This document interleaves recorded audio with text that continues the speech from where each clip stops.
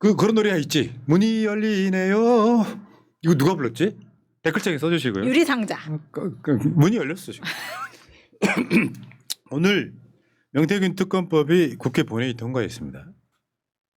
물론 거부권 행사하겠죠. 근데 또 다시 재의결을 하고 끊임없이 가면 돼. 오늘 국민의힘에서 찬성한 사람이 한 명 있습니다. 김상욱.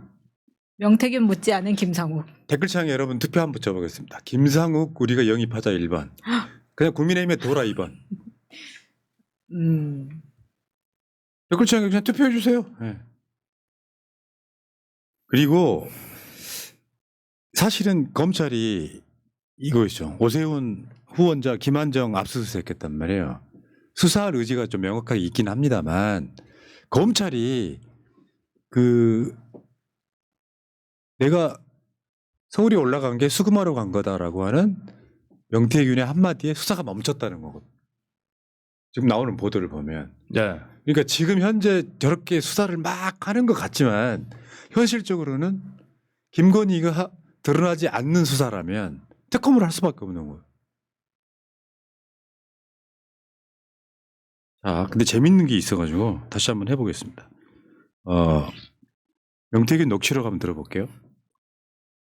나는 주변 사람 다 잘 됐으면 좋겠는데 내가 제일 싫어하는 배신 배반이야. 내가 오세훈이 그 새끼는 내가 김영수한테 챙기려고 했는데 오세훈이는 가만히 있어도 대통령 될 수 있었거든요. 그래갖고 영감이 그리고 대통령 된 프랭까지 다 만들어줬거든요. 손에서 올라온 놈하고 폐물된 김영선이가 지 만들었다는 소문이 나면은 쪽팔리니까 그 사람을 하나 보내갖고 먼지털이 떠달라 하는 거라. 그래 그 먼지털이 온 사람이 내를 보고 다 보고 이건 아니다. 이 사람이 다 했는데 그래 그 사람도 오세훈이 10년 동안 뒷바라지한 스폰서 100억짜리 별장도 있고 돈이 많은 사람이라 그 사람도 같이 먼지털이 됐어요. 그래서 내가 윤석열이 처음 만났을 때 한 말이 뭐냐면 이 새끼는 배신 배반이 캠프 안에 확인해 보이소. 매일 보고받고 있습니다. 대놓고 얘기하거든 서울 애들한테. 그래서 오세훈이 알아요. 그래서 나한테 전화 한 통 못하고 말도 못해. 왜냐면 나한테 살려달라고 하고 김영선이한테 고맙고 평생 은혜를 잊지 않도록 하고 형님 돈 정한다고 하고 진짜 사람 믿지 않는데 나는 명사장님 내 진짜 막 울면서 전화오고 막 별짓 다 했거든. 나는 당신한테 부탁할 게 한 개도 없다. 김영선 하나만 챙겨주라. 그리고 그 여러 과정을 조은이가 다 봤어. 조은이, 서초. 그 조은이는 내 광팬이 됐지. 그렇지. 영남 황태자. 영남 황태자 조은희 씨가 얘기했죠. 야 여기 그 유명한 넘버3 명대사가 나옵니다. 배신 배반. 배신 배반. 울면서 전화에 살려달라던 오세훈이 당선된 뒤에 나를 털어내려고 했다 이런 취지고요. 그 새끼는 배신 배반형. 그러니까 그게 느껴지죠. 명태균은 오세훈한테 정말 감정이 많은 거야. 네. 왜냐하면 헤어지는 걸 잘해야 되는데 내치는 걸 정말 양아치스럽게 한 거예요. 그래서 명태균이가 오세훈이 양아치다고 표현한 게 바로 그런 겁니다. 배신 배반형. 오세훈 지금 골치 아프게 생겼어요. 연일 쏟아지고 있잖아. 오세훈이 뭐라고 하면 녹취록이 탁탁탁 던져지는. 오세훈이 지금 보면은 캠프에 여러 사람들을 잘 끌어들이고 있는 것 같아요. 종편이나 이런 지금 계속 나가고 있는 사람들 중에 굉장히 갑자기 오세훈 평양적인 이야기를 하기 시작한 사람들이 눈에 띕니다. 근데 김병민 부시장이 네. 뭐 그런 것들을 영입하고 있지 맞아요. 않겠어요? 그래서 지금 김병민을 포함해서 열심히 라디오에 나오면서 오세훈은 명태균 묻지 않았다. 깨끗하다라고 이야기를 하는데 그 얘기를 하고 나면 그 다음날 터지고 그 다음날 터지고 좀 이런 식인 거예요. 그러다 보니까 최근까지 보면은 지금 뭐 김한정에 대해서 뭐 검찰 수사 들어가고 뭐 이런 이야기들이 나오고 있는 거죠. 그러니까 지금요 2021년 8월 5일 날 통화 이거 서머리 한번 해볼게요.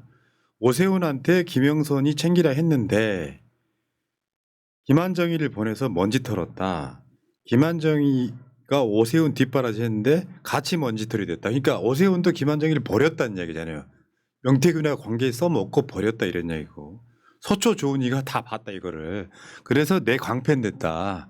이렇게 지금 이게 핵심을 요약할 수 있는 거예요. 그러니까 이게 이런 거예요. 최근에 녹음된 게 아니라 2021년 8월 5일 날 녹음된 거예요. 그때 이런 상황들이 명태균이가 바보입니까? 근데 정황이나 상황들이 다 맞아요. 이런 상황으로 가고 있더라. 근데 저걸 잘 생각을 해보면 그러면 오세훈이 김한정도 지금 떨궜다는 이야기인가? 근데 얘기를 들어보면은 오세훈 밑에는 그 옛날에 문제가 됐었다가 다시 돌아온 강철원이 강철은 있잖아요. 유명하죠. 네, 강철원이 있고 강철원의 대척점에 김한정이 있는 것 같아요. 그래서 오세훈한테는 강철원도 중요하고 김한정도 중요한데 김한정과 강철원 사이는 라이벌 관계인 거죠. 근데 김한정이 어디서 명태균이란 사람을 알아가지고 온 거야.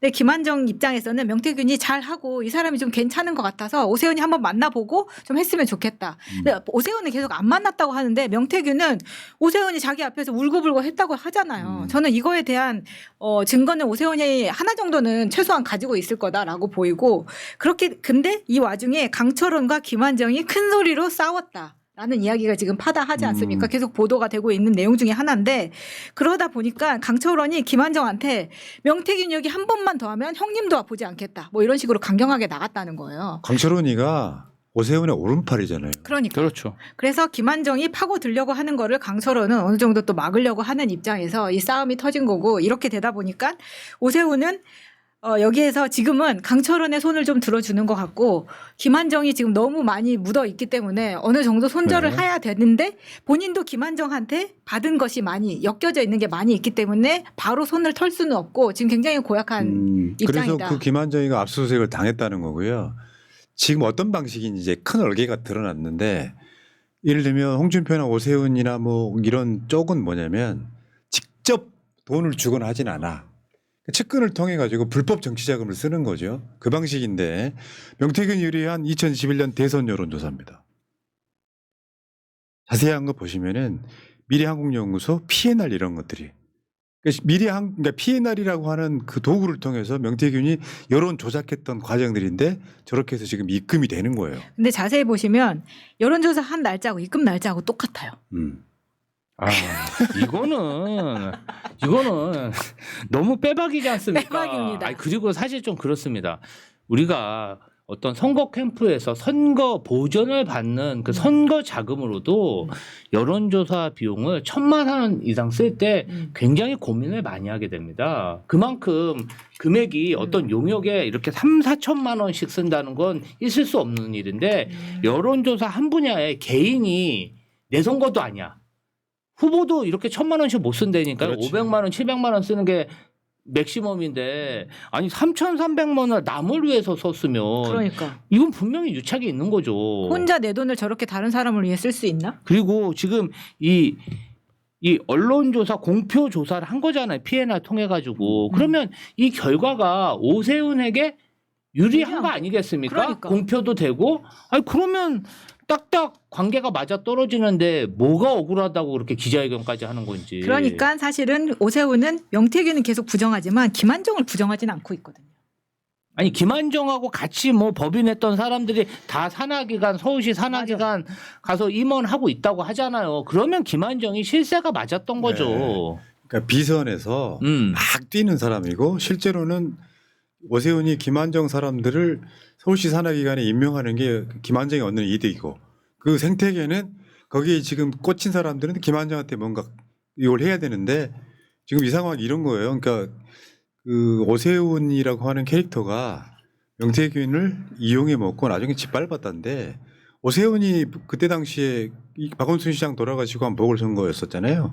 그럴 때 뭐 안철수나 또는 저 나경원이나 했을 때 갑자기 여론조사가 오세훈으로 튀었던 게 바로 그래놓고 나니까 그 여론조사가 나오니까 오세훈 캠프 쪽에서 오세훈 바람이 분다고 계속해서 선동질했던 그렇게 했던 거예요. 광진에서 고민정 의원한테도 게임도 안 되게 졌었잖아요. 총선에서. 그리고 맞네. 사실은 그 김한정 씨가 명태균과 그 강혜경 씨한테 혹해가지고 여론조사 연구소까지 여의도에 차렸다는 거 아닙니까? 그렇지. 그 차려가지고 강혜경 씨한테 나랑 같이 일하자. 스카우트 제안하면서 여론조사를 계속 실시하려고 했던 이유는 뭐냐 하면 선거 과정에서 이 공표용 여론조사를 만들어서 선거에 대단한 그런 도움을 받았기 때문에 그걸 아는 거지. 그 여론조사가 일종의 이기는 절대 반지였던 거죠. 여론 조작. 그렇죠. 그렇게 해서 여론을 조작한 거 아닙니까? 이제 와서 야, 나 김한정 몰라? 이거는 말이 안 되는 작년에 얘기라고 그 봅니다. 국회에서 운영이 열릴 때 네, 대통령실의 예산 중에 여론조사 비용이 있었는데 있었죠. 우리는 그런 거 한 적 없다고 정진석이가 거짓말하다가 딱 들켰던 사건도 있었죠. 자, 근데 지금 이거 말고 그 조선일보 폐간에 목숨 걸었다는 김건희도 한번 보겠습니다. 조중동이야말로 우리나라를 망치는 애들이에요. 심지어 이게 작년 12월 말이니까 계엄 이후죠. 지들 말 듣게끔 하고 뒤로 다 기업들하고 거래하고 얼마나 못된 놈들인지 알아? 나는 조선일보 폐간에 목숨 걸었어 이건데. 그러니까 이거지. 조선일보도 자기들 까니까 주진우 기자에 의하면 그거 아니에요.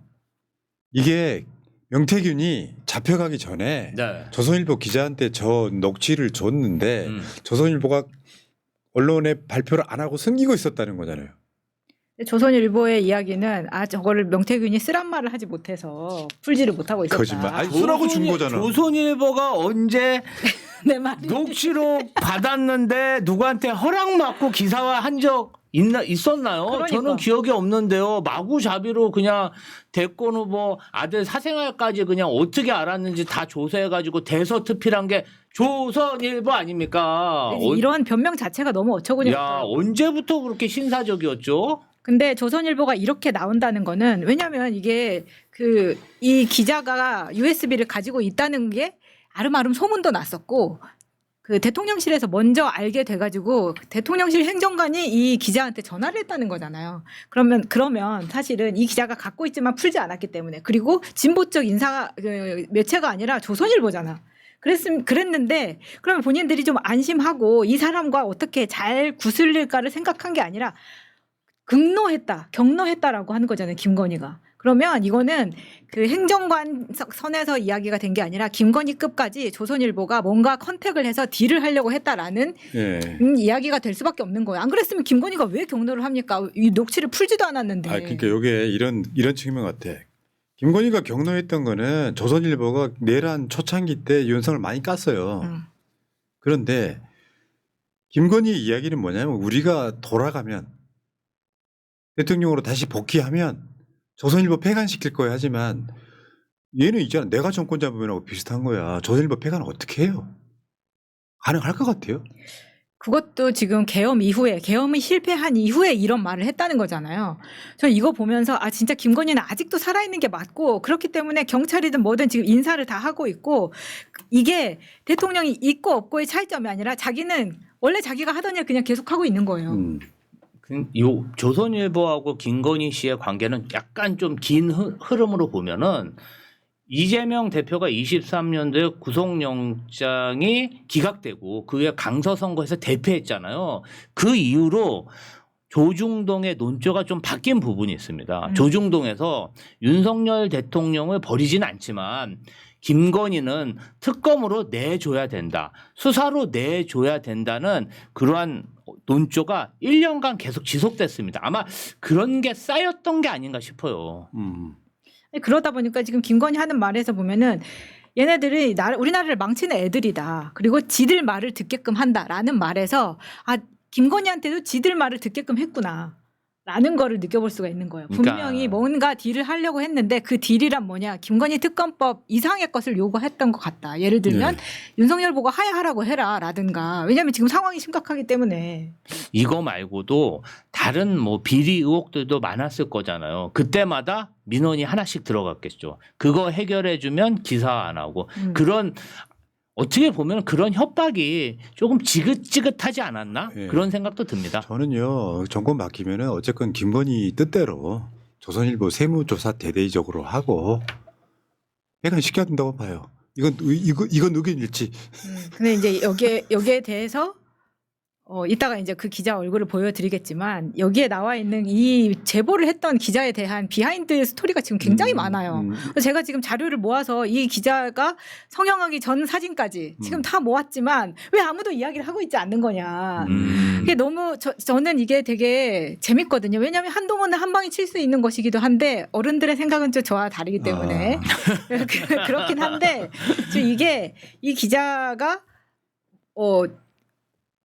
제가 그러니까 다른 신문사를 다니다가 지금 조선일보로 옮겨왔고 뭔가 이렇게 긴 역사가 있고 네.